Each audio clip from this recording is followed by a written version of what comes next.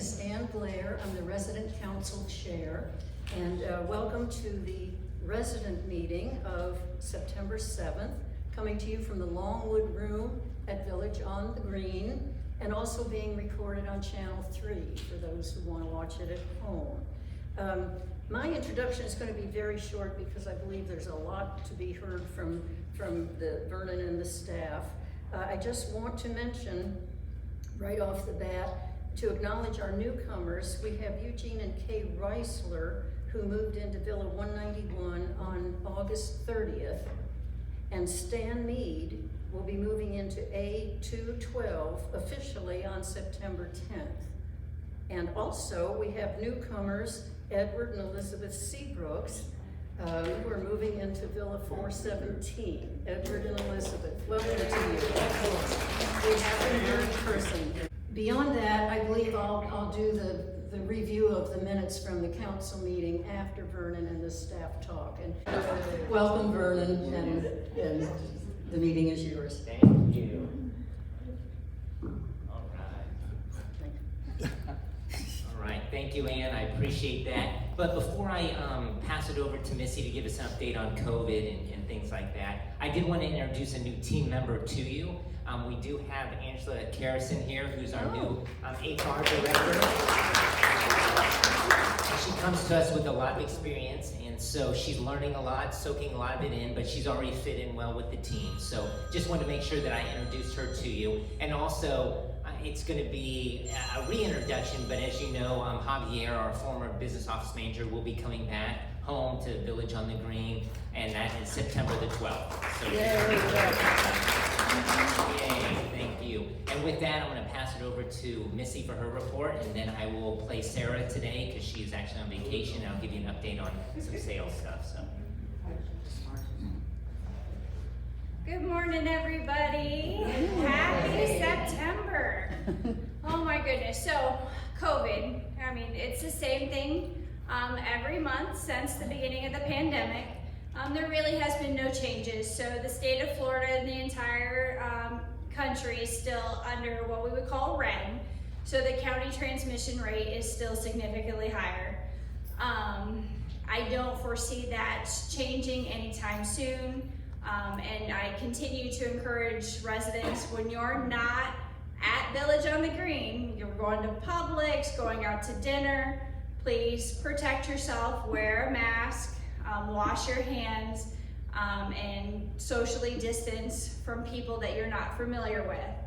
Fortunately, our residents here, we have a 99.8% primary vaccination rate. And most of our residents have had at least one, if not both, boosters. So I think what everybody's super interested in is this new booster that has been approved by the FDA and the CDC.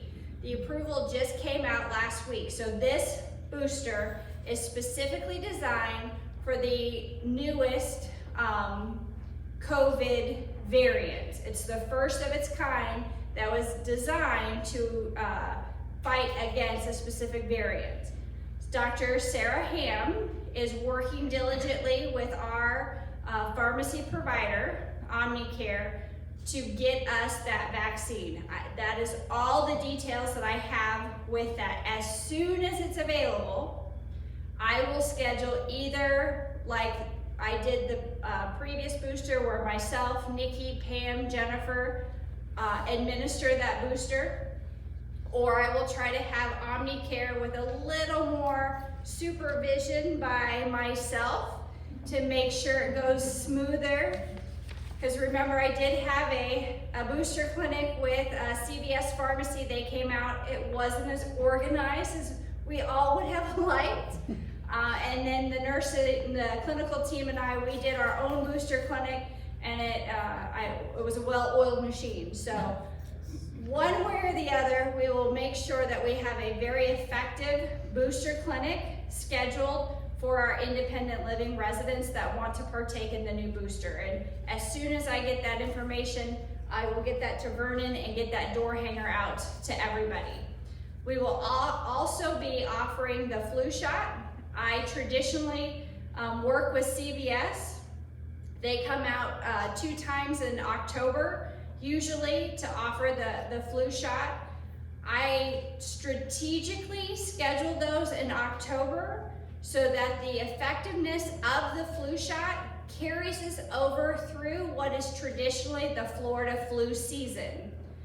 So I will have, hopefully, by the mid to end of October, our next booster clinic for the COVID vaccine and our flu clinic that I usually hold every year in October. And that's really it. We're very fortunate. I think out of all of our LifeSpace families and communities, our positivity, our residents testing positive has been minimal with this new surge, and we want to keep it that way. We will be offering all of the same flu and COVID vaccines to our team members so that we stay ahead of the game as we head into the winter season. Any questions about COVID? Who's tired of it? I am, yes.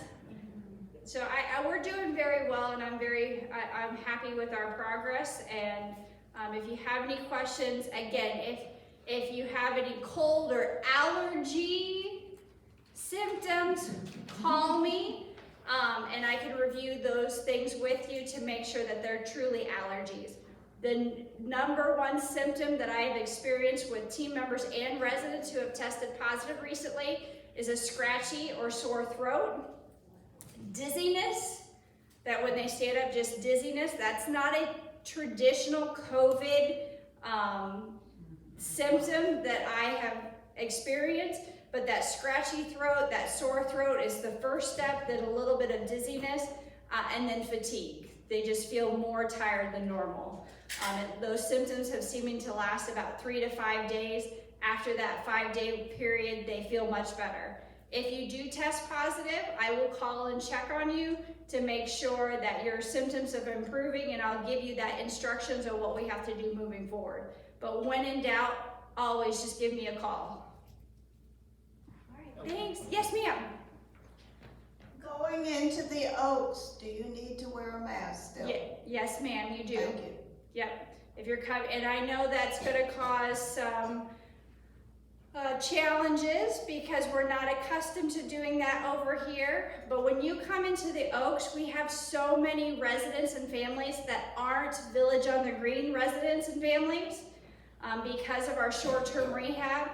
I don't want to expose you unnecessarily to anything that is happening at the Oaks. So for your protection, we do have masks at the front desk.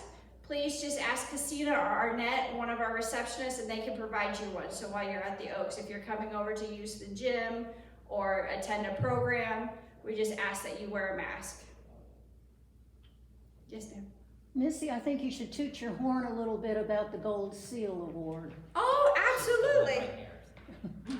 So we just completed our annual survey. It's our first one in the Oaks. It was a very successful survey. On Friday, I had just this intuition that the survey team would come back and clear us of the citations. They did come back Friday. This guy's like, head home around 9:30. Head home, you're fine. Usually they come in by then. Yeah. And I stayed around just a little bit longer, and at 10:15 the survey team came back in. They looked at all of our deficiencies and cleared us in record time. She was out of the health center by 12:30. Very pleased with what the team and culinary had done to clear that. With that being said, that opens up the opportunity for us to reapply for our gold seal. Mm-hmm. I will be submitting that application, and thank you to everyone who has helped me and to our residents that have provided us with some recommendation letters. I'll be submitting that application to the state on Friday and hopefully be getting our 20th gold seal here at Village on the Green. So I'm very excited about that process. It's the first time that I have completed the application myself. Gail normally handled that, and it's a hefty process. It's a big deal. Yeah, it is. My packet so far is about that thick of all the things that they require. So I'm excited. And we're excited to move forward with increasing our volunteerism in the health center as well, because that's really a huge piece of the Gold Seal application, is getting all of that volunteers back into the health center. So we're gonna, now that survey is over and we're moving forward with COVID, because this is our life, we're gonna go back to trying to do things the way that they used to be and getting our residents back in the health center for some volunteering. I think that deserves a clap. Thank you. Very exciting. All right, thank you. Go Vols.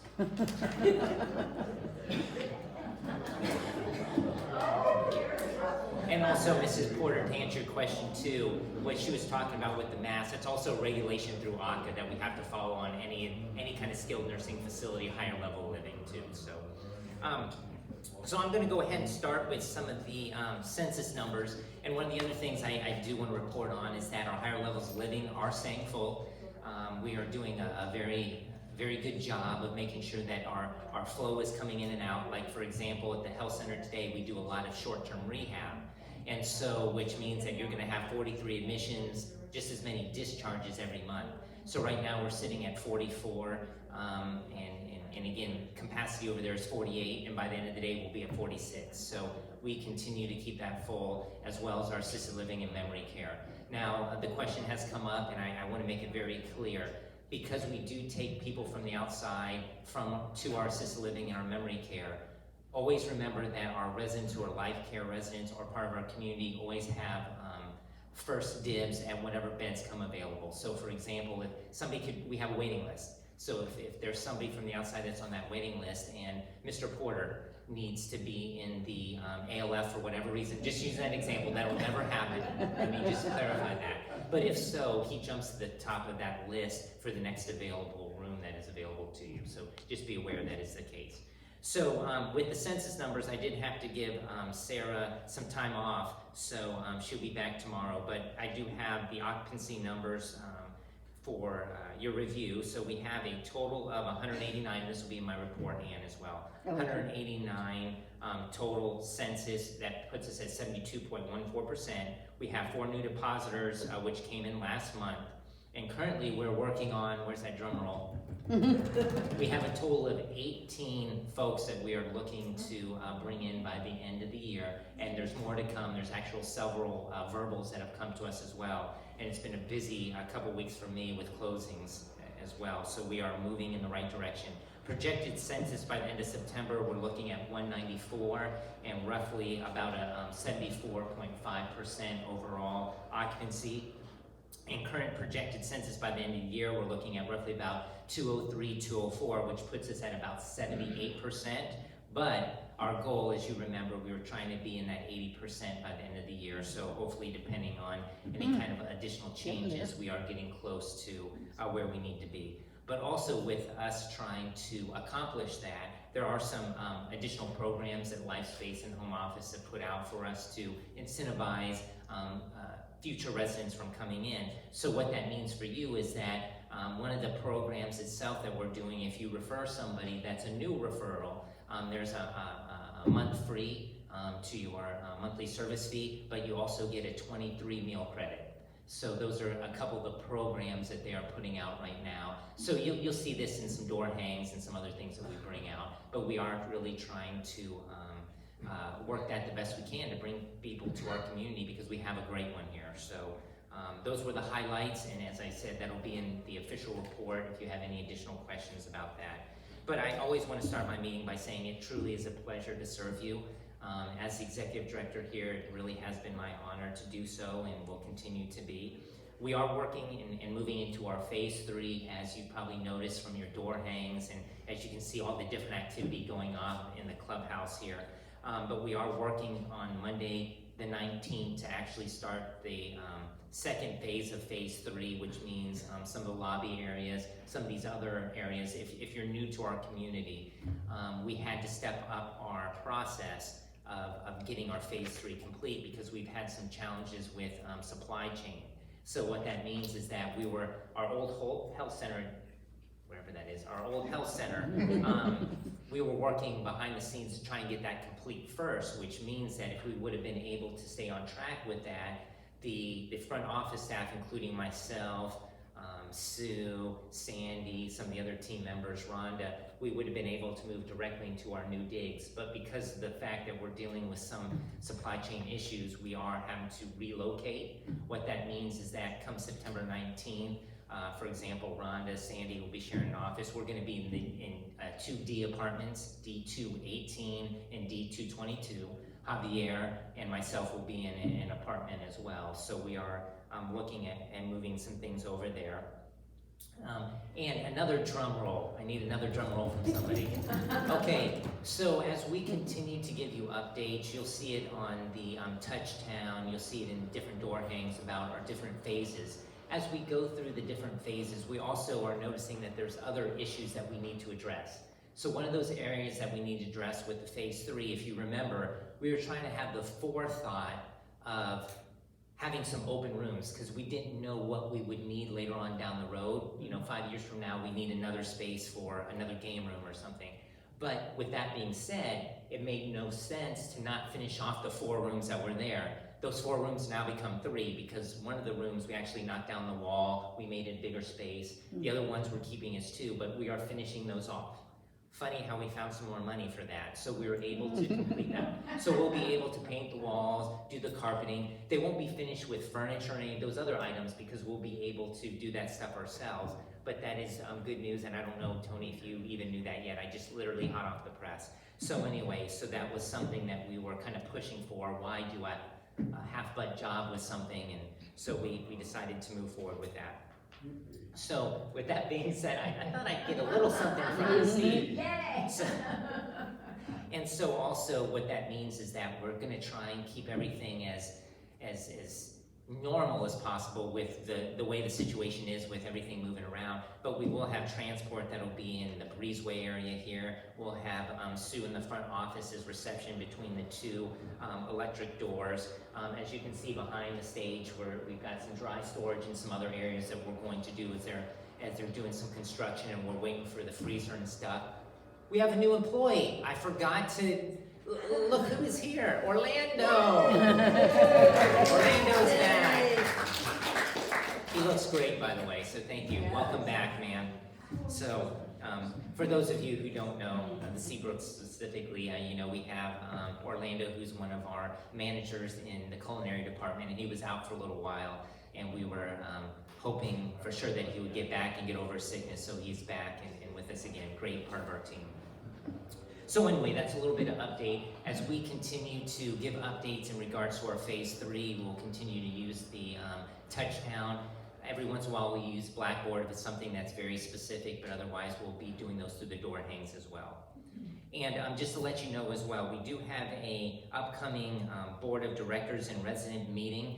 If you remember last year, because of COVID and the fears that were involved, everything was remote last year, so we had our meetings in the conference rooms and things. They are going to have a live presentation this year, so Ann and myself will be flying to Dallas in October, so it's October the 11th and 12th is when we'll be in the home office, and we'll be meeting with other board members, other residents from all the communities will be there as well. But with that being said, we do want to keep you in the loop as much as possible. So one of the things that we are going to be kind of coordinating is some viewing sessions. So we'll have this room set up. We're actually coordinating a live Zoom for the evening of the 11th, which is October 11th. More information will follow. And also the afternoon of the 12th. So we're going to have several presentations. You'll be seeing what we'll be seeing live as well. So we'll make sure that we're set up for that and be able to project that to you all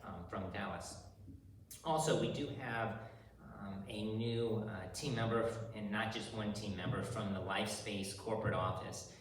A lot of times I know we've talked about, and it's not just our community, others communities are like, well, as we continue to be more cost effective, why do I see that all these home office people are being hired? Well, the thing is, the good news is they've put in hiring freezes as well. But the one thing that we all face is that attrition. When somebody from legal, for example, leaves, we still have to replace that person from legal. So with that being said, we have a new team member in our legal department. We actually have 2 new team members in our legal department. to replace two people that had left earlier, and I'm sorry they weren't here long enough, so I don't remember their names. But we have Aaron Pope, who is with our legal team, and Tim Groven, I believe is his last name, but two new team members who are very experienced in the legal aspect. I've actually had several communications with Aaron. Sandy and I have with us trying to get our paperwork done for FOIR. So those were some two new team members that have come aboard. So when we talk about being good stewards of our finances, one of the areas that we look at is, I know we had talked about it before, at the community level was agency. Agency was a big cost for us, and we've all but eliminated that cost other than when we have spikes. Right now we have had as Missy had mentioned, we are in the red, but as a community we've been very good in being able to stay out of that the COVID spread. But we do have a little bit of an issue going on in our assisted living now. We do have 4 residents who are under PUI, which are under being watched right now, and we're monitoring them very closely. And we also have 3 team members from our higher levels of living that we are also watching. So with that being said, housekeeping, we're doing our high touch cleaning, we're doing everything that we need to do.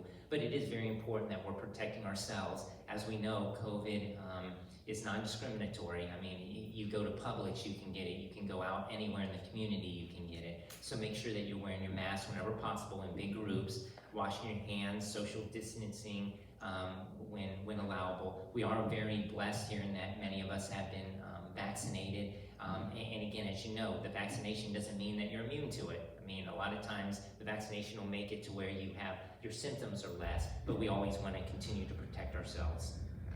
So we've eliminated agency. We're actually looking at different hours. We have our team really working hard to look at we have a system called AOD, which is how we monitor our punching in and punching out systems. And so our teams are looking at on a regular basis to make sure that people are taking their lunches, our staff members are taking their lunches, making sure that we're punching in and out on time, and doing the appropriate education and training, because again, those are all dollars that we can be sensitive to. I'm sure Tony will touch base on this, but also, you know, the empty apartments. He's working with the vendors. We're turning the temperatures up so it's not as cool. We're making sure lights are off. We're continuing to communicate with our sales team. We're doing our rounds through security. So we're doing a lot of things there. Whenever you see lights on, things are going to happen. Please let us know, and we'll make sure that we address that as well. And one of the other things to keep things flowing in the right direction, we do have a job fair coming up this Friday. It's actually going to be from 10 a.m. to 1 p.m.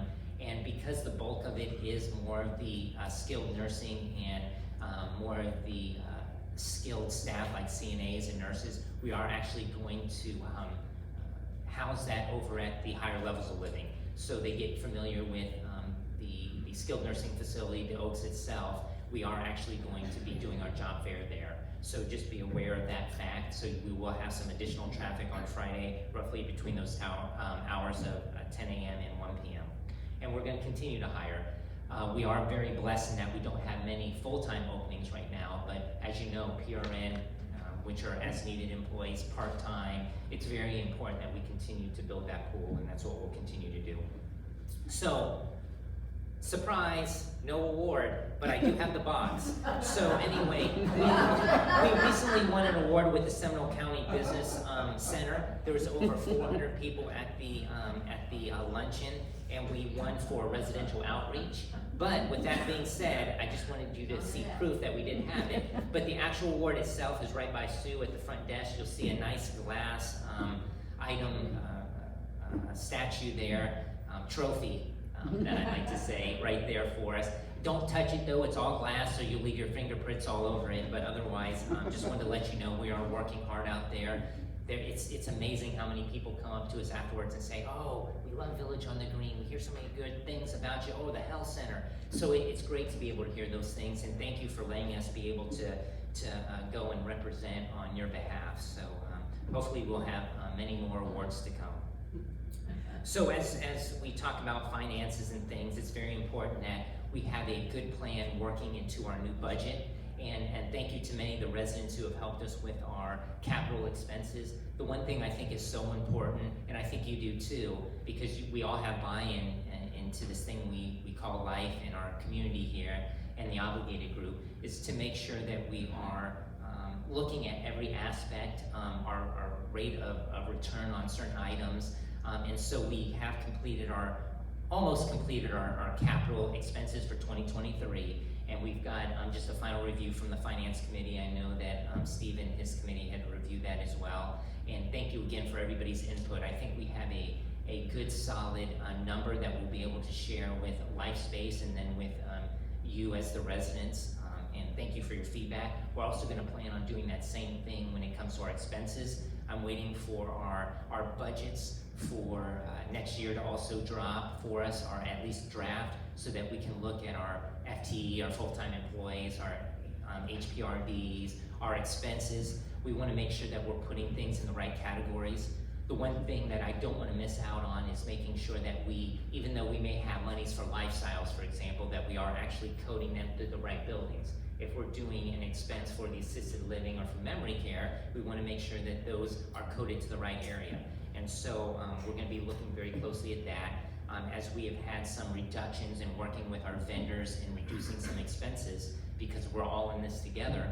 Many of them have stepped up to the plate, and so we are adjusting our expenses on that end to reflect that as well. So we're going to continue to look at our vendors and see. Tony's got some great ideas about why are we having one vendor that can do this when I have another vendor that can do all three and save us money at the same time. So we are looking at different processes there as well. And also, if you probably haven't noticed, maybe you haven't already, but if you ever take a ride on the golf cart, you'll probably notice that we do have some new seats there as well. If you noticed before, they were all ripped up. It was about time that we got those fixed. So we found a company that was able to do that for us. Now we have a good asset there that we can utilize if we ever need to have our vinyl replaced. So hopefully take a look. I think it turned out really well. So that was taken care of. And so I do want to touch base briefly in regards to the dog park. We've talked about this as being part of our being a project for us.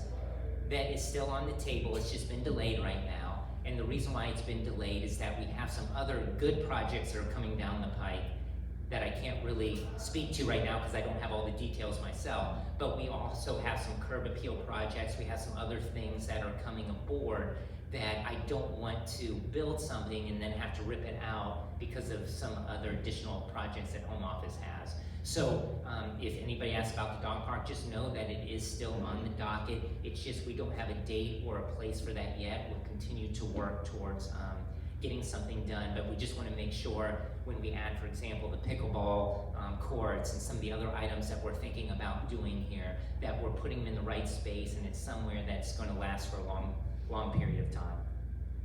And also, I mentioned this at a couple meetings as well, and I'll continue to mention it. In regards to the speed humps, I've heard you, and I know that can be a problem a lot of times with the golf carts going over those speed humps. The only area that we are going to put a speed hump is still near the front by the security gate. And again, that's more of a reminder as people come in with their vehicles to slow down when they come in, and then obviously when they leave, it's slowing down as well. But it shouldn't affect the route of the golf carts on a regular basis. But we do want to make sure that between the signage that we're doing, other items that we're doing, the crosswalks that we'll eventually put in place, that we are keeping our residents and our wildlife as safe as possible. That's another factor that we want to take into account as well. So, as Missy had mentioned already, and Ann had so eloquently brought up, I'm so proud of what we're doing over at the health center and our high levels of living. We've got our gold seal that we're just going to be finalizing this week. We've got some, as Missy mentioned, it's a packet. I've been involved in my past lives. There's stages that you go through to get to a gold seal. Usually you do the bronze, which is your first step. You have to meet so much criteria, and then you go to what is called the silver. When you get the silver award, there's certain additional steps. It's probably a 15, 16-page document that you have to complete and send to ACA. Gold is almost impossible. I think there's only 2 in the state of Florida right now that have the gold seal, the governor's gold seal. And you have to renew that usually every 5 years. So anyway, this was, as Missy mentioned, this was her first time going and doing this, and you know, a lot of team members had helped her with this, and this was my first time actually going through it. So we'll review it and plan on sending that out for approval. We don't see any problems with that, but that's exciting. And also our annual survey, as she had mentioned, we have the way the annual survey works at any higher level living, like a skilled nursing or a health center, as we call them. They come in, ACA, the state of Florida comes in, and they have to survey you as early as 9 months, as late as 15 months. Well, because of the pandemic, a lot of the facilities have been surveyed at a lot later time. I think hers was more at a 16-month mark. But anyway, so we had a great survey. Usually when they tag us for something, D is usually the minimum that they'll tag us on. It kind of goes like the alphabet, A, B, C, D. A, B, and C, usually they don't tag any points with it, and they usually don't tag you with that, but we did get a C tag for something silly. But anyway, that's fine, we'll take it. And then it gets into more of a severe situation. If you ever heard of an IJ, immediate jeopardy, anything like that, that's when they start doing fines and things right away. So, and obviously if you get anything to that level, you'll never be able to get a gold seal. Also, part of the Gold Seal program is that you have to hit certain benchmarks for staff retention. And so you have to be under 50% for the year. There's several different items that you have to hit, and we were able to hit all those benchmarks. So very excited for the team, and we passed our resurvey as well. And with another note here, I just want to bring up, starting September 26th, running through October 7th, yes, we do have another survey coming. We have our resident surveys that will be going out from home office. We are going to be promoting them a little bit more.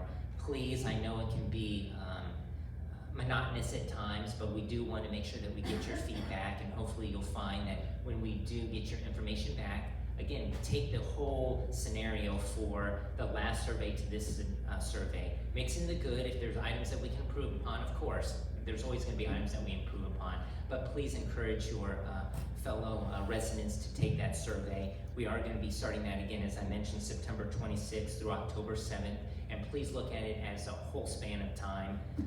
I know I warn team members about this often when we do our team member surveys. If you're upset about something that particular day, don't base your survey just on what's happening that day. Base it on your whole experience during that period of time, and it's hard to do sometimes, but we're going to continue to work on that.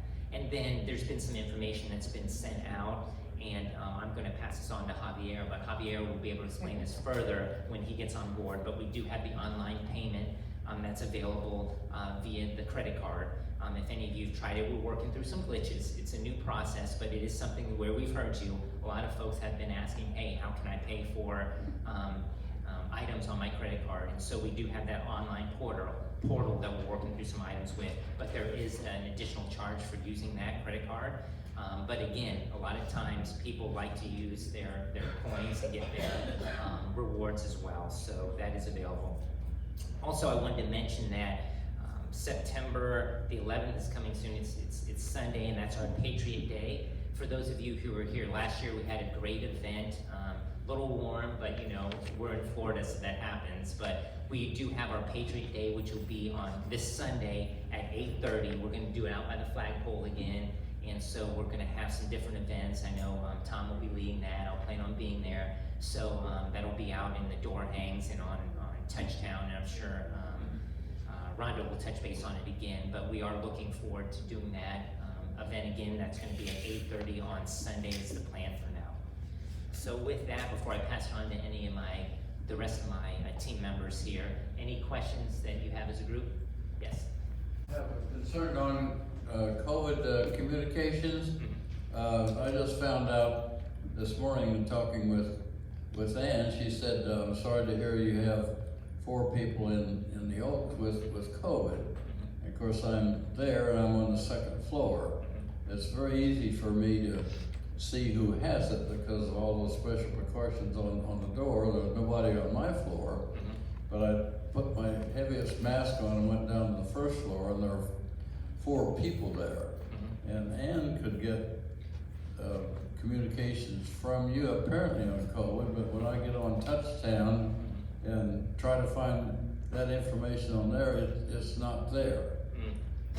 And there's one gentleman that has it now that has a characteristic of coming outside the room and wandering around, and I don't know if you can't lock him up, obviously, but you know, that's a significant concern to me.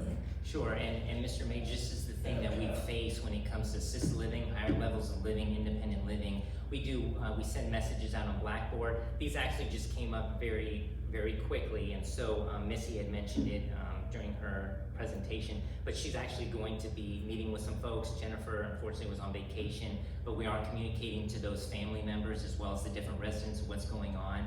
Teresa will be communicating that as well throughout the rest of the day. We try to do the best we can to get the information out to the groups as much as possible. Assisted living, again, as you can imagine, there's a lot of folks who do move around. We try and do our best. We've got some sitters and other folks who are there as well to try and coordinate that and corral them as much as possible. As you had said, we can't really lock them up, but we can try and keep the rest of our folks safe. And what I can tell you is that COVID's not going away, regardless if we had one case or none.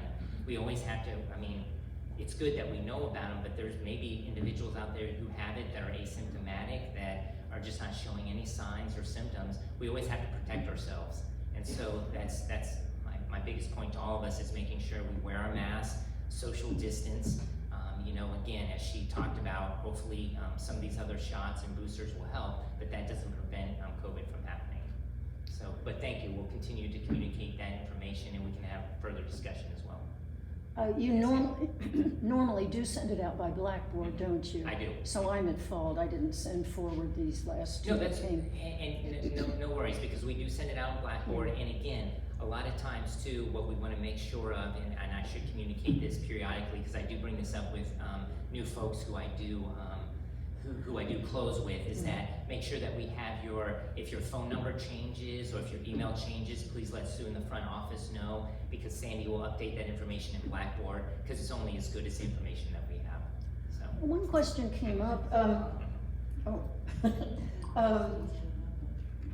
If your email address is listed in the resident directory, is it automatically known that the resident has an email address and will be reached by Blackboard? Or is it up to the resident to go to the front desk and give their email address? And Sure. More than likely, if we have it in the directory, we have it in the system. Right. So if that's wrong, then we just need to make sure that we're updating it, because Okay. it kind of linked. Sandy, am I correct? Okay. So we would have that if you would if have it's in it. there. Okay, thank you. Welcome.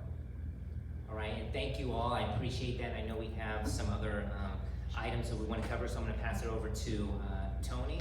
He'll give us an update from the plant side. Thank you.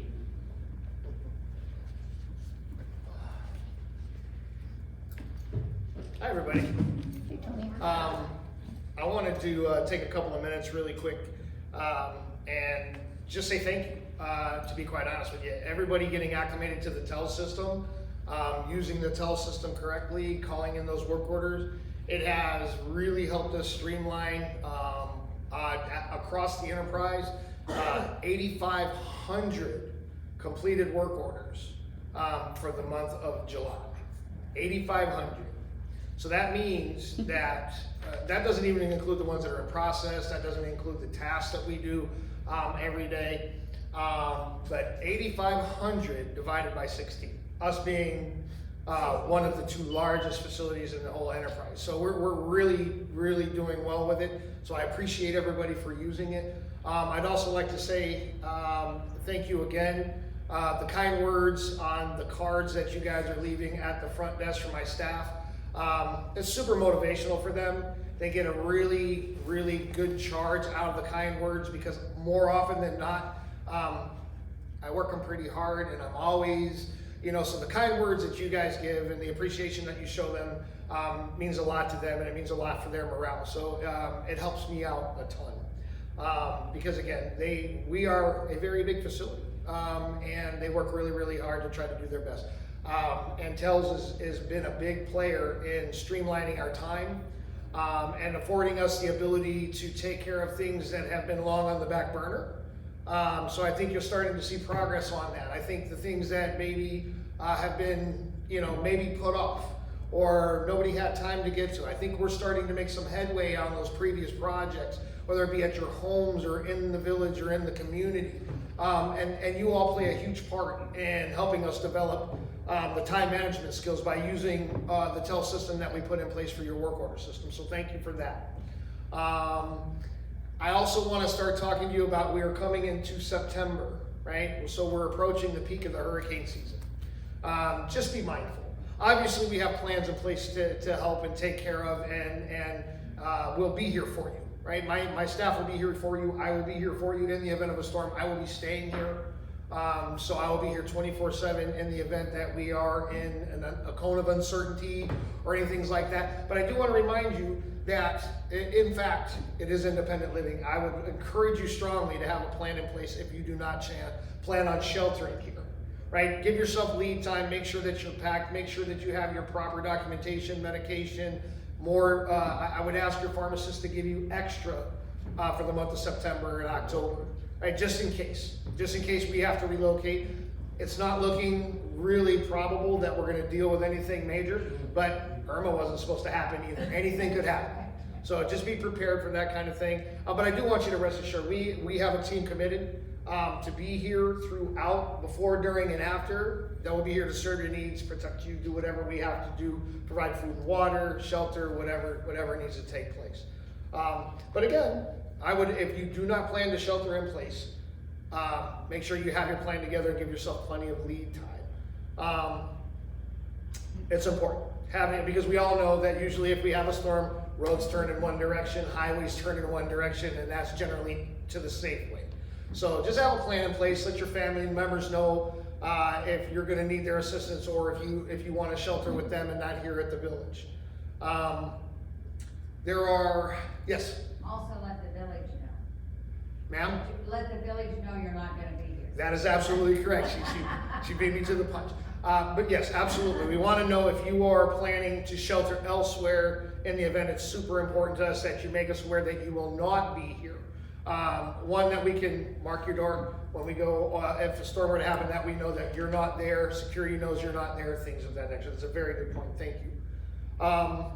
Coming up over the course of several months, there's a lot of things that are going on that are going to be uncomfortable, right? I mean, it's a little bit of sacrifice for everybody. Obviously, we're having to go through phase 3, so I appreciate your patience. We're going to be there to do whatever we can to assist you and answer the questions the best we can. But moving forward is the best probable outcome, right? The idea is, because as Vernon had spoke to earlier, supply chain issues, the decision came down the pipe that this is the best way to go for it. And as many years of construction that I've got under my belt, I have to agree it's probably going to be the best way forward for everybody. So pardon the construction, if you will.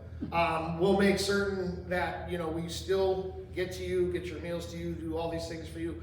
Not a whole lot's going to change on the service front, but keep in mind that with this type of scenario, we're using a lot of in-house labor too. Right? We're going to stick to the 48-hour mark, right? We're always going to do that. I think we've killed it pretty well. Very few complaints, but I appreciate the ones that I do get. It kind of, keeps me humble and keeps me accountable, because I'm pretty proud of my team for what they've done so far. But there's a lot of phases to it. There's a lot of things that we're using in-house labor for, and there's a lot of things that require attention from the team to take care of this phase as well. So just be patient, continue to be patient with us, and if you find that we're maybe a little bit slower to the draw, we're gonna get to you, I promise. It may just be that we needed to move offices one day, or we have to move a gym another day. So over the course of the next, week and a half, 2 weeks, I'm asking a little extra patience from you on the work order situation. I don't really have any other, because he pretty much spoke to most of what I had planned to talk about, which is great, because I didn't have a whole lot of time today. But I would open the floor right now for any questions that you have, if there's something that I'm missing that you want to talk about with me today. I had 2 questions from my building yesterday. Yes, ma'am. One, do we have a general contractor for the remodel? Yes. Is there? Yes. Yes. And do we know who it is? Yes. May I ask who it is? Diaz Fritz. Yes. I didn't hear. DS Fritz. D.S. Fritz. I just have to give it to him. D.S. Fritz. And then the other one is restrooms in the clubhouse during remodel. Okay. Yeah, there is going to be they're going to be open for a while, but there is going to be a point that they will have to close for a short period of time. I believe they were saying 6 to 7 days, right? But I believe at that time we will have the diversionary restrooms open poolside, okay? That's what I would say. Yes, ma'am? Thanks. Last month you mentioned that, about the butterfly garden, that the county was doing a design. Could you elaborate on exactly maybe who at the county, what? I really can't elaborate. I have no design. I have no further follow-up about that. I have no further meetings with the county or the designer. So no, there is no follow-up at this time. I apologize. I mean, is there a Department of Agriculture or something that this involves? That's a very good question. I had met, this was been better than I believe a month ago, that she came and we had a long discussion. She said to me that there was a design phase, there was things that she was going to be designing. I gave her the parameters for which were acceptable for the design, and I still don't have a design yet. So I don't know how that communication is gonna go going forward. But as soon as I have any information, I'll share it. How did the county become involved in this? Well, I would assume, I will say Dr. Abbas and his wife are very involved in the county and with the I want to say this correctly, the professional gardeners or the master gardeners? The master gardeners, Okay, thank you. that's all right. With the master gardeners. So, and then they were also out of town for a good bit of time. So we're due for some communication on it, but I have no new information at this point. Okay, thank you. You're welcome. What's the subject of this conversation? I don't understand what we're talking about. She asked about the butterfly garden. Oh, okay. Okay. Well, I think we're good, folks. Is there anything else? Perfect. It was a blessing to see you. Thank you, folks. And is it Rhonda next on the list? Sorry, after you. It is Rhonda. Okay, gotcha. Rhonda. Good job with Is that for me or you? Is that a clap? That's for you. That's for you. They're tired of me. I'm not doing anymore. Hey, it's called efficiency. We did it at the same time. One for you, one for him. One applause for both of us. So, okay, good morning, everyone. Let's see, let's go over a few programming notes. As you can imagine, we're having to get a little creative with our programming because we're going to be losing our two main rooms, the craft room and the library, which is also a game room. So just bear with us, be patient. We have a plan for most things, but again, that will be subject to change. So stay tuned for that. We are going to be adding some of the sports to the calendars this month, so stay tuned for that. Shuffleboard, putting, pitching, what am I missing? Horseshoes. So we'll be doing some of the things in this room. We'll be doing ping pong in this room for now till it cools off a little bit. So again, that'll all be on the weekly calendar. A big thing coming back Monday is line dancing. So I know a lot of you have missed our line dancing since our instructor retired. Helen Fisher does teach line dance now, so she will be adding a class next Monday at 2. So that starts then in this room, in the Longwood room, for line dancing. As was mentioned already, we do have a remembrance service this Sunday coming up at the fountain for in honor of September 11 for Patriot Day. That will be at 8:30 in the morning out by the fountain. Let's see, the fitness studio relocation will begin on Monday also, so the fitness studio will be closed Monday. Most of the equipment will be moving across the street to the Oaks second floor assisted living. Some of the equipment won't fit, but Treva's got a plan worked out for what's going where. Most of the classes will still take place here in the Longwood room though, as planned.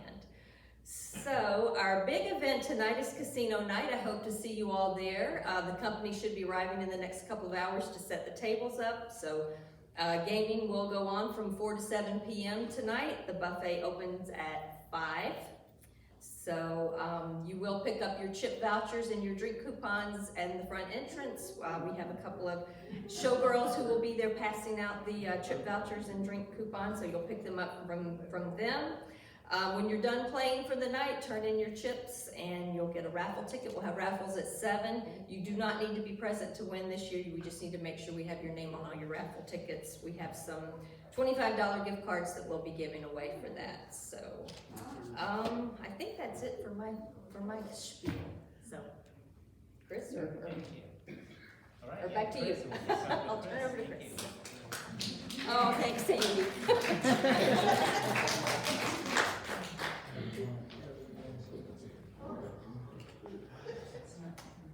So I have a little bit of disappointing news. Rhonda told me that I'm not allowed to be one of the showgirls tonight. So it broke my heart a little bit. I just wanted to come up and kind of give a little update following up with the construction update, how that's going to impact culinary operations.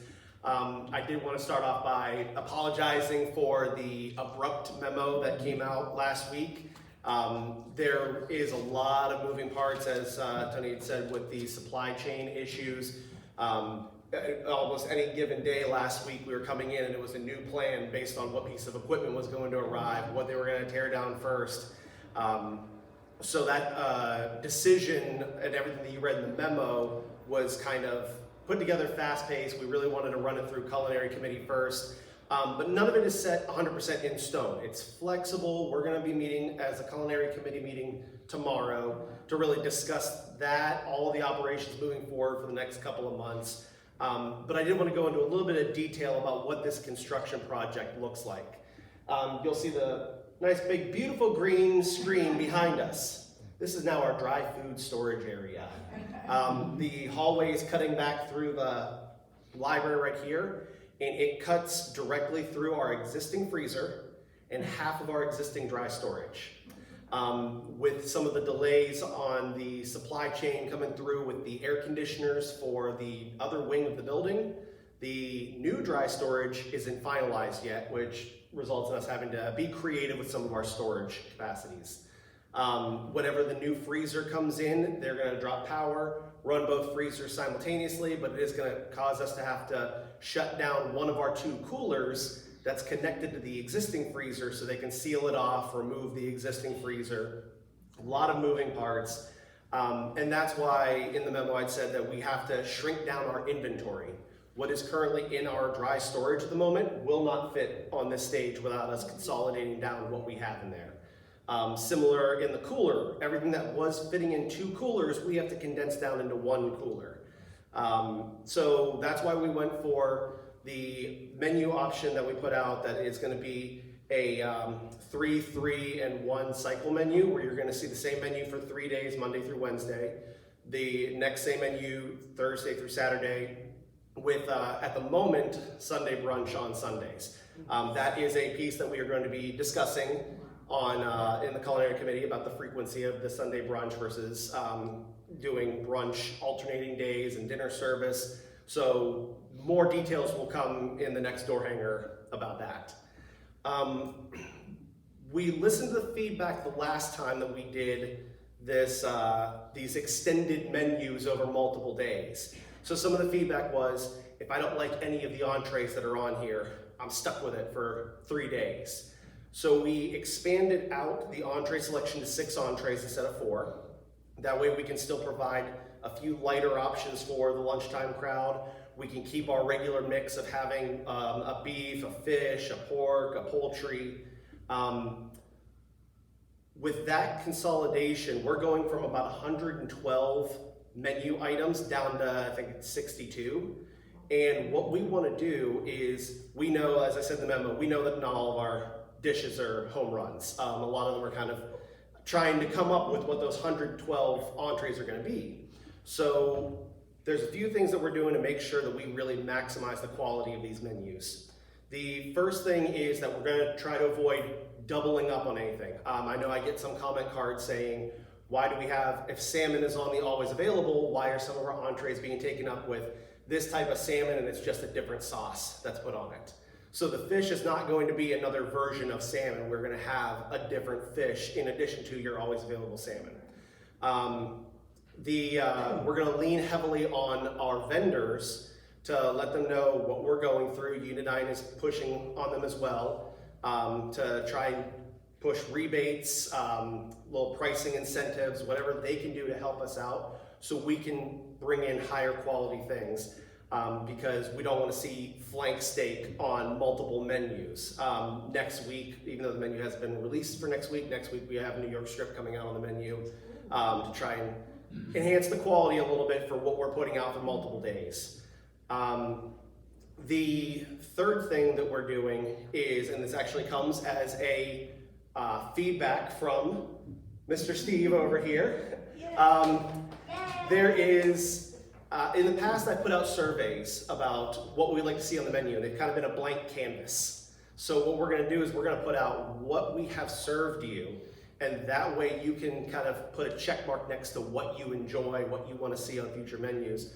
So that way we can weed out those items that were not as popular, because I want to make sure that the 6 items that show up on that menu are ones that have universal appeal. Everybody's going to find something that they want to eat on multiple days to try and kind of lessen the severity of Hey Chris, it's a good point. When we were looking at them the other day, you know, one of our questions was how many of these were resident suggestions. It was amazing how many at some point were suggestions from different residents. So we didn't incorporate a lot of that, so that was good, yeah.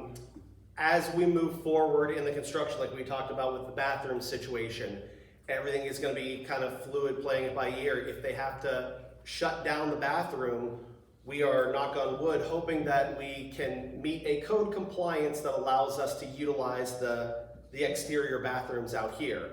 There's some gray area about whenever it says unobstructed access to a bathroom. Are you going to be crossing over a construction site? If you're exposed to the weather elements, those might qualify as obstructions.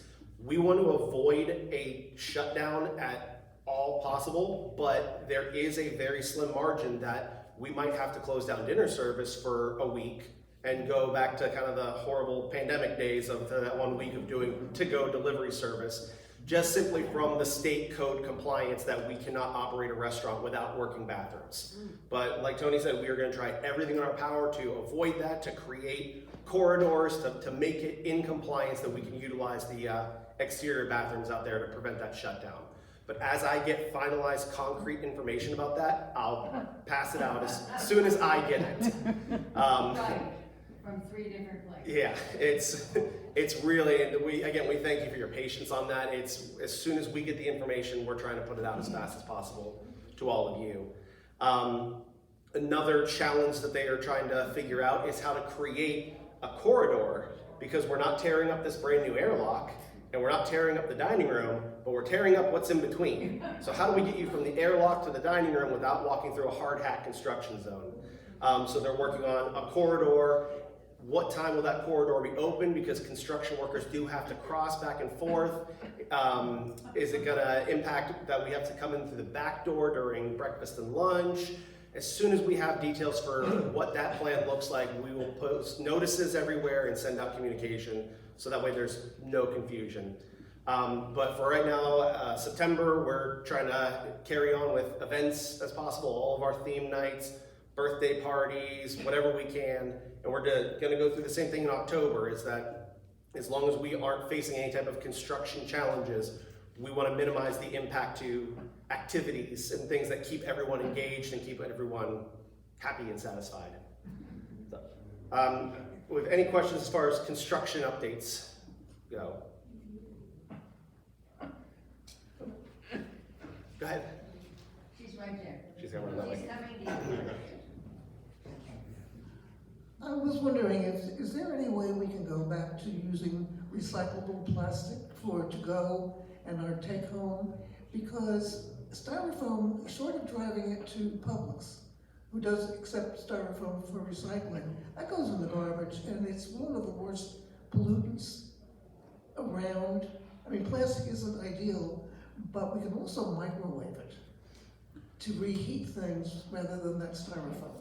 Unidyne did just sign a contract with a new company that can provide us paper, and I would have to go through my emails to tell you what the name of that company is, but we're expecting a shipment that they kind of pre-ordered a big shipment for all the communities, because we've been having that challenge with Cisco of they have a standard that they want to use those plastics, and every time we order them, they're out of stock or they have a limited supply, and then we kind of get the styrofoam that's left over. So after months and months and months of that excuse from Cisco of, oh, we're out of stock, we're out of stock, we're out of stock, they explored options to say, well, what other paper company can we use to provide these things? So I believe that I need to see what they look like to make sure that they're recyclable and microwavable, but we do have new disposables coming in the next couple weeks. Good, thank you. And so any other comments, questions, concerns about food, please direct it towards your culinary committee representatives so they can bring it up in tomorrow's meeting. We can really kind of game plan for the upcoming months as far as the construction woes and try and ease the pressure on everyone. I do intend to have this survey that I was talking about go out in tomorrow's door hanger and be available at the desk, at the host stand, up at the front with Sue, just that way everybody gets a chance to give their opinion and give their feedback. And Chris, we did introduce your new employee, Orlando. Oh yes, yeah, we have a new dining room manager. His name is Orlando. He's a blonde-haired man. If you haven't seen him yet, but yeah, he actually had to go run up to Publix because of a shortage for us. So I ran out of here to give him my credit card so he could run up there. But whenever you see him, welcome him back. He looks, for those of you that have seen him already, he looks amazing health-wise. Doctor's got him on a great diet, great regimen. He's looking sharp. So I told him to ease him back into the swing of things, that I only had 3 tasks for him to do. Help plan the parties, be on the floor during dinner service to mingle with all of you, and train the kids. Those are the only 3 tasks I have. Everything else that is his responsibility, I have pulled off of his plate so he can just be there to service you guys. It's wonderful. All right. I don't know who else is next after me. I guess it's just right back to It you. might be, oh gosh, it might be back to me. All right.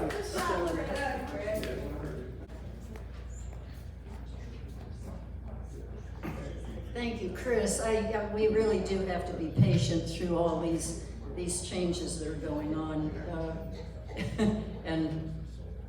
And it will be trying. I know it'll be trying, but we'll do our best. And everybody else is trying very, very hard too. Vernon really did cover everything that, the only thing, I thought I would mention is that LifeSpace has sent out a notice to residents, an invitation to apply if you would like to be a resident board member at LifeSpace. This is one position. The position description booklet is at the front desk, or can be given to you at the front desk. And there's also a video that came to all of us that shows an interview with the current resident representative, Sue DeVoe, who's from one of the northern communities. I thought it was kind of interesting. But anyway, if we have a resident who would like to apply for this position, please get the booklet from the front desk. So I'm going to check that off as having been covered. Well, of course, we passed the August 4th minutes. That was all taken care of. I want to acknowledge or remember Art Hillman. I didn't want to do that at the beginning of the meeting, but Art Hillman, one of our longtime residents, passed away on Saturday, September 3rd. He and Sally have been longtime residents, Villa 497, and I recall that Art was recently honored at the Phyllis Lieblich Resident Service Award dinner earlier this year for his outstanding service to the community. He was very, very active, both he and Sally were. And so our hearts go out to Sally at this time. I believe they're having a very private family gathering. It might be today, a luncheon, but they're really, handling it in their own private way. Let me see.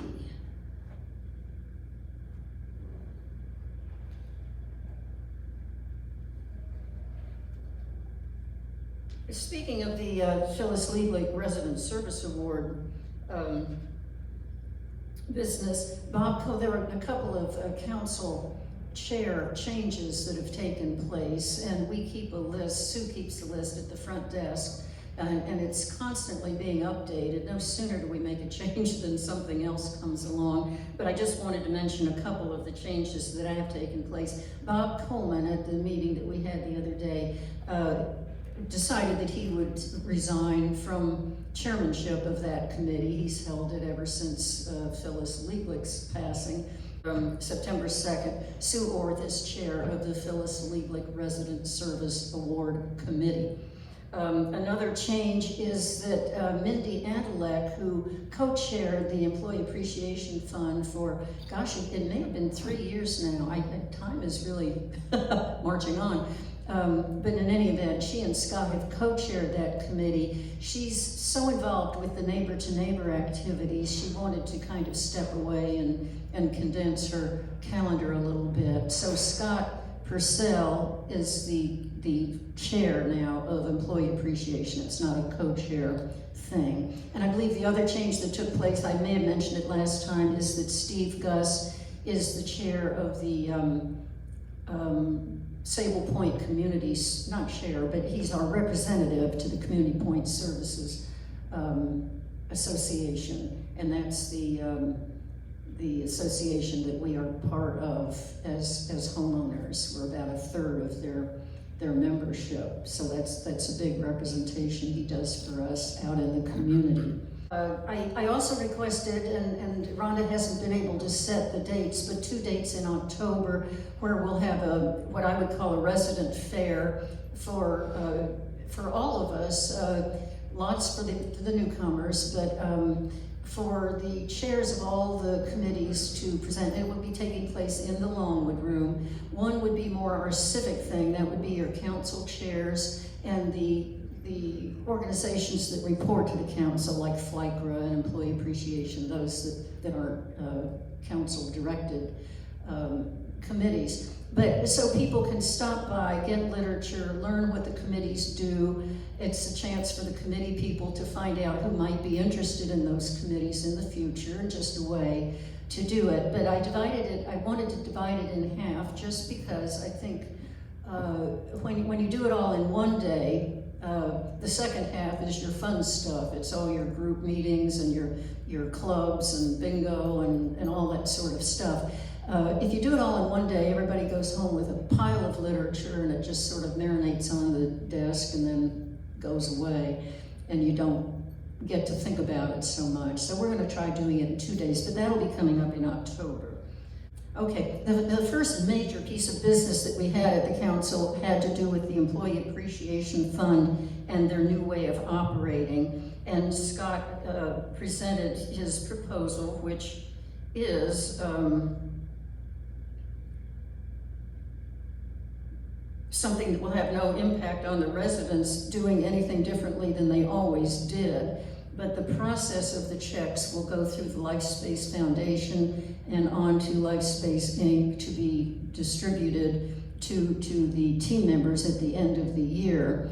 It's sort of a confusing thing to explain and all, but basically doing this guarantees that your donation to the Employee Fund is tax deductible, and at the end of the year, each and every person who did donate to the Employee Appreciation Fund will receive a letter stating, the usual tax letter that you get when you donate to a 501c3. That's what I'm trying to think of. Now, there are certain things that came up at the meeting. There a question about something that wasn't noted in the actual guidelines. I already sent that to the philanthropy vice president, Nancy Wolf, and she said they'll take care of it and get it set in. So there'll be a few little things that come up, but basically it doesn't change anything. When we go to donate to the Employee Appreciation Fund, we make our checks out as we always have, which would be to the Employee Appreciation Fund, Village on the Green, and there'll be a box at the front desk. This is usually done well, of course, they'll accept donations anytime, but there's always a big push in November for the Employee Appreciation Fund. So anyway, that's that. I believe we'll be sending out a flyer. I'm sure Scott will be sending out a flyer with more details. At least I hope he will. Our community services have been working diligently on the capital budget business along with Vernon and Tony, and they've pretty well ironed out everything. Number one on the capital budget is the business of this well drilling so that we can stop watering all our lawn with potable water. Al Porter documented the use of county potable water. Once we turn it off, we'll save about $65,000 a year. And why not do that? So that's the number one push. There are others, and it goes back and forth of what's more important and what isn't. But some of the other ones that come up are the solar power and changing the windows in the buildings. Tony has reasons for those things not being number one right at the moment because he's trying to work a way so that it can be even more cost effective for us to do it. So no details on that. Steve complimented Tony on the tree trimming of the palms. It went very smoothly. They're all trimmed now, and we don't have that debris coming down. And with any luck, we'll get that scheduled earlier in the year, in forthcoming years. I believe July is what we're targeting so that we can catch that early.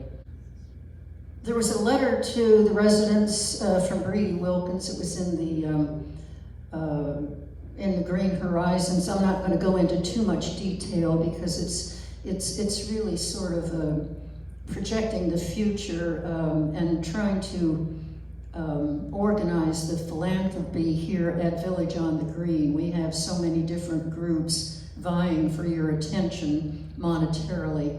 And I think it would be nice if we sort of got ourselves together and didn't push all at the same time and that sort of thing. And also it had to do with the fact that Brady Wilkins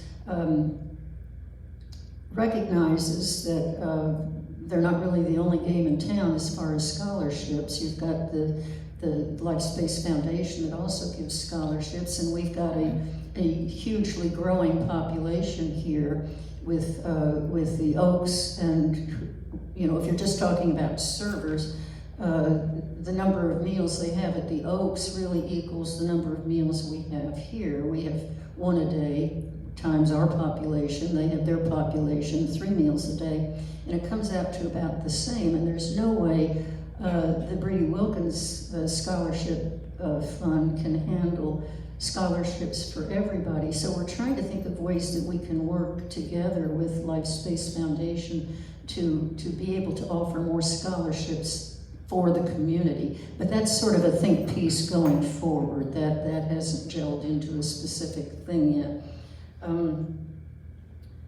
The Brady Wilkins scholarship dinner, not scholarship dinner, but their appreciation dinner is October 8th. That's a Saturday night. I believe some of our literature went out having it on a Wednesday. That was a mistake. It's a Saturday, October 8th. And that will be, we got the go-ahead from Chris and all. That can be in the Palm Court.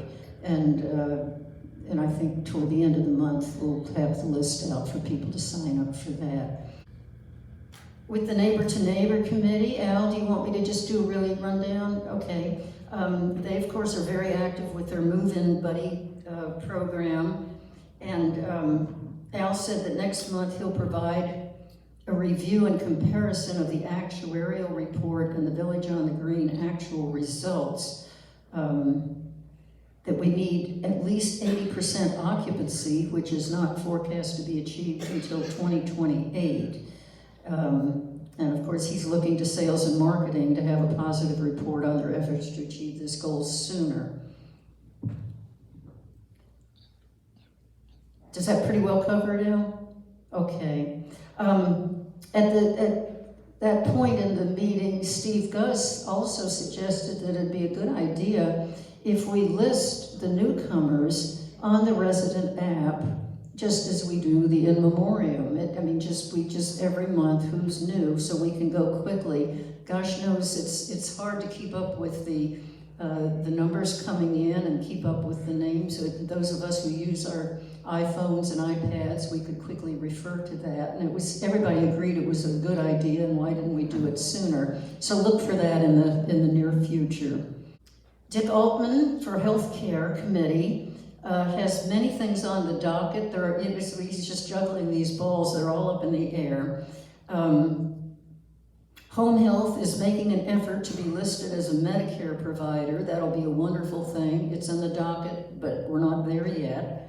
The first aid for independent living residents issue has been turned over to Sarah Ham of LifeSpace, and it too remains on the docket. Of course, that would be a wonderful thing too. We received the go-ahead to start the Guardian Angel program, and that now is waiting for Missy to have an orientation program for our people who are on that committee and want to go visit in the health center. And here we are back with our COVID thing there. But anyway, at the time it can be done, it will be done. And then on the day of the council meeting, Dick Vernon and a dentist who might provide mobile care were meeting at 1 o'clock. That was canceled for that particular day. But anyway, this is a dentist who may be able to provide care for us. Sue Popejoy goes to this dentist and she highly recommends him. So that too is on the docket. So Dick is sitting there with all this stuff almost done, but not quite, and it's very frustrating for him. But I think we'll get there.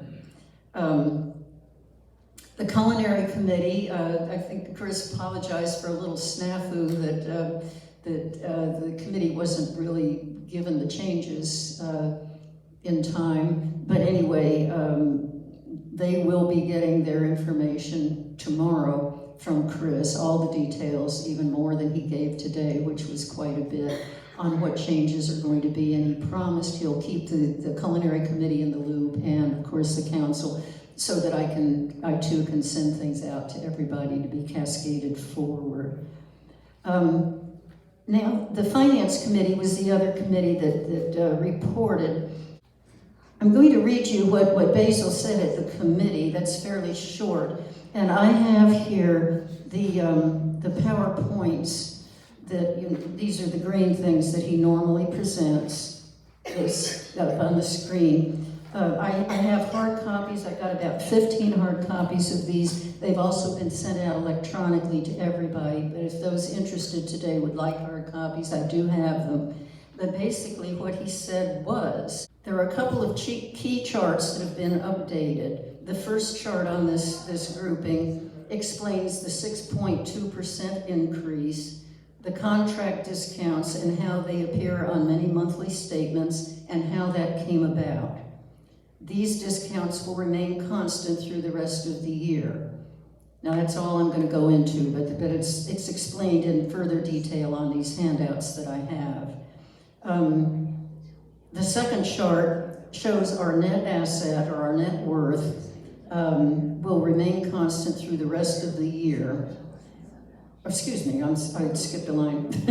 It shows the net asset of the community, a trend that continues to decrease. We know that, and so be it, but we're looking. He seems to think that starting July, we'll see that go up, and the reports for that don't come, we haven't seen it yet, but it's coming. And then,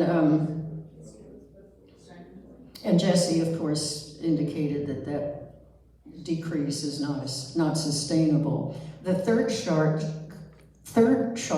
shows the data from Village on the Green through July 31st, with our net worth growing from 44 million to 46 million. And then he is condensing that to this. And as I say, I have these handouts if people want them, or they went to you electronically. So that's it for the Finance Committee. And then from our various buildings, Building B talked about the noise that was prevalent, and the lounge has mold, and all that will be handled in the next quarter. Della for Building C, Della McGarrahan, said they're also experiencing noise, but the lounge is pretty much completed. That's good news. Building D, Larry Herbert said that they recently had their annual pajama party. I think that, Larry's not here, but I think that proved to be great fun. And he said the kitchen and the servers did a wonderful job. Dr. Abbas for Villas 2 said that at his last meeting, a dietitian was invited and briefed residents and recommended consuming more plant-based protein and staying away from processed food. At his next meeting, he's invited me to come and speak to his group about their concerns for safety and what to do in certain situations. And I've talked to Tony about that. He too is coming with me because I would not want to give out information that isn't, the strict party line. And so I would like to have him there as backup for exactly what we should do, but we're looking forward to that. And then the only other thing that I commented on was I was particularly worried when the library closed that our council books would be gone for 6 months or clear into the thing. And this was not my doing. I really thank Tony and the team. I put blue flags on, to me, what were the most important books. They're back there on a bookshelf. And I noticed today the rest of them are right here. I don't know if they're going to stay here, but there are books that we do refer to quite a bit. And I was just happy to see them not be stuffed away where we can't touch them for the next 6 months. So I believe that pretty well wraps up the meeting that took place. Our next council meeting is October 19th. It's sort of late in the month. The next resident meeting will be now. It's today. I'm reading from my council notes. So I believe that's it. Does anybody have any questions about anything? Anyway, next month, when Vernon and I are out, October 11th and 12th, and that would be the date of the resident meeting, so it's moved to the following thing. I think I wrote this right. The meeting of the council would be the first Thursday, as always, whenever that is. Okay? That's it.